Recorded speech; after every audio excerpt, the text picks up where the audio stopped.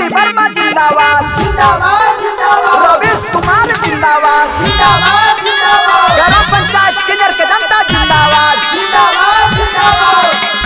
आपको बटन कहाँ दबेगा, सरकारी छाप कहाँ रहेगा। रिकॉर्डिंग बाय महारानी म्यूजिक। इनके के अब के जिताई हा नहीं बतिया में केहू के आई हा। ए चाची इनके के अब के जिताई हा नहीं बतिया में केहू के आई हा। गावे गावे घरे घरे सबके बताई हा हो। गावे गावे घरे घरे सबके बताई हा हो। होते भीनु सरा चाची बुथा पर जई हो जर पाई छाप पर बटन दबैया हो। पुष्पांजलि दीदी के पंचायत समिति बनई हो। पुष्पांजलि वर्मा जिंदाबाद जिंदाबाद जिंदाबाद। रवीश कुमार जिंदाबाद जिंदाबाद जिंदाबाद। ग्राम पंचायत किन्नर के जनता जिंदाबाद जिंदाबाद जिंदाबाद। सब कर चहेता हवन नेता हवन खास हो। जीती है पुष्पांजलि दीदी होई खूब विकास हो। कि अब की विजयी बनई ह नहीं केहू से डेरई ह।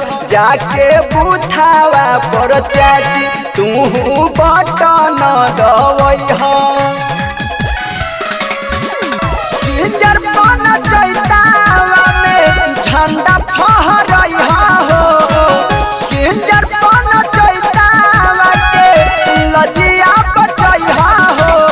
होते भीनु सरावा चाची बुथावा पर जई हो जर पाई छाप पर बटन दबई हो। रवीश भैया के अब की जीतई हो।